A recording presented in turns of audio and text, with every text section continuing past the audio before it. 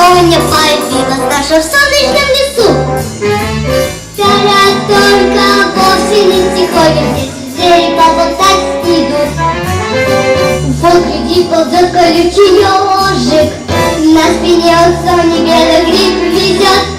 Там вели сидят раконожек, два больших листа кленовые несет. Эй, хорошо, жив Сони дома, сидя на балконе, тихо летите в доме, тихо лапками болтать. В доме каждый день столпотворению крыши Сони тянется лесной народ. Стал заполнен банками с вареньем, по краю чашек хоровод. К ней идут истории послушать, в этом доме есть кому их рассказать. Щебетуни птички голову закружат, мудрый крот желает что-то доказать. Эй, хорошо, жив Сони дома, сидя на балконе, пить горячий чай в доме, тихо лапками болтать.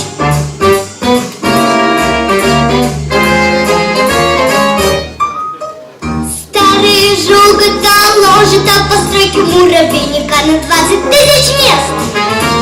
Путанный рассказ, подли высокий, вызовет глубокий интерес.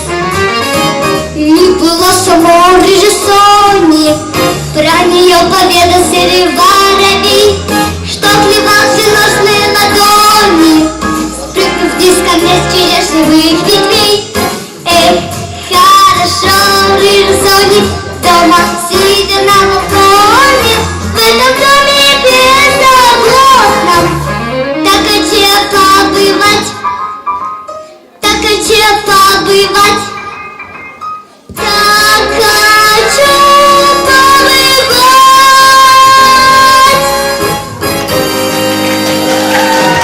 Молодец, умничка, спасибо большое.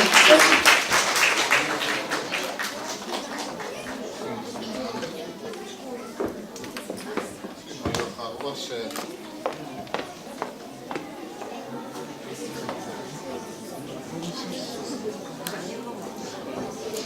Еще раз у нас на сцену выходит Шапилова Маша. Ваша Марта, боже мой, я ее Маша назвал, да?